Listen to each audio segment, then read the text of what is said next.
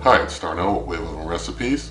It's time to try out some bacon in the Cuisinart Chef's Convection Toaster Oven. So let's get started on some bacon right now. Alright, so before we start actually cooking the bacon, we have to prep to ensure that we don't make a bunch of smoke when we're cooking, because I'm going to cook this bacon at a high heat. And so we know this cooker isn't the best with holding in smoke. So what I'm going to do is a technique that I've showed in an earlier video, where I've got some paper towels here I'm going to wet. I'm just going to stick those wet paper towels down here to line the inside of this bake pan. Now I'm going to go ahead with my wet paper towels, as I mentioned, line the bake pan. You do want to squeeze the excess water out of the paper towels before you stick them in. So just kind of lining the bake pan like so, and take the grill plate and put that over top. Alright, so the bacon I have here is some Costco thick slice bacon, and so I'm going to go ahead and open it up and put some slices across the grill plate. I'm just going to put these basically in alternating directions so I can see how many I can fit on in one shot here. Alright, so we're able to reasonably squeeze in 6 slices. Now it's time to get the cooker preheated, so I'm going to click in to wake it up and turn down to bake, and going to click in on bake. I've got it at 425 degrees. Going to click to accept that. I'm going to set the cooking time to 20 minutes, although I suppose it's going to need much less. I'm going to just use regular convection to get it preheated, then I'll turn to my speed convection after it's preheated. So I'm going to hit start with that, let things preheat.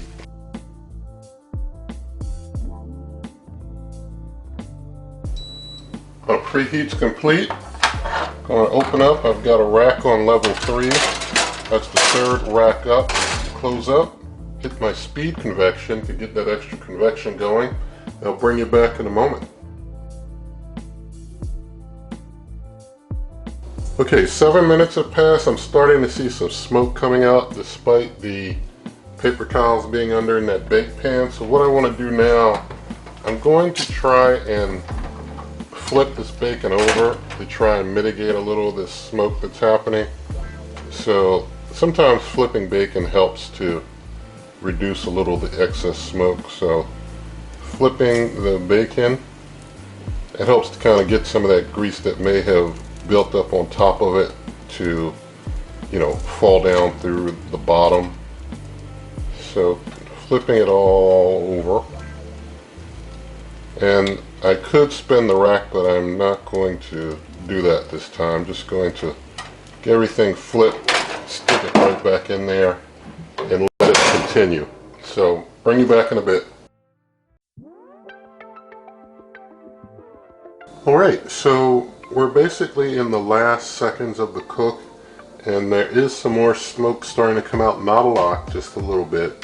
No smoke alarm issues or anything of that nature, but you just do see a little bit of smoke coming out. So even with all the smoke mitigation efforts with this cooker, if you're using like the grill plate with the bake pan, you're still going to have a little bit of smoke. You know, I could have put like a crisper tray from an air fryer on it and done it that way, but wanted to do it this way with the tools that come with the cooker.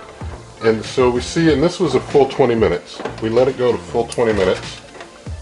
The bacon is, you know, very crisped, very well crisped. I'll say that.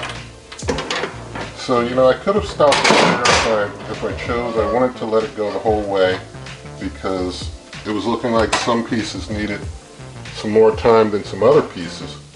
And 20 minutes basically gives us a, I'd say, satisfactory result in my opinion. Now this is a little hot, but I do want to just kind of give you a closer view of the bacon. That's 20 minutes at 425 with speed convection, and I did preheat to 425 before hitting the speed convection. But I think it turned out pretty decent, and for this type of cooker that usually has a lot of problems cooking bacon hot and fast, to be able to get some done without too much smoke at 425 is still pretty decent. And so we're going to go ahead and get a slice off of here and do some taste testing with it. I think I'll grab this one here, kind of in the middle spot. You kind of see that there. And I think this bacon, it seems kind of flimsy now. I think if I, let it set for a while, it probably would get a little bit harder. But we're going to go ahead and taste test with this. Okay, so here's our bacon, and so let's do a taste.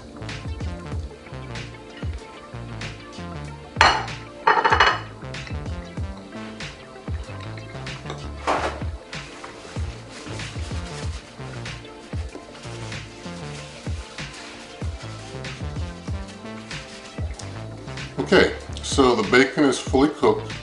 I think maybe because of the grow plate, it's not like a really crisp bacon, but it is a done bacon, but it's like a moist type of done, but it's good.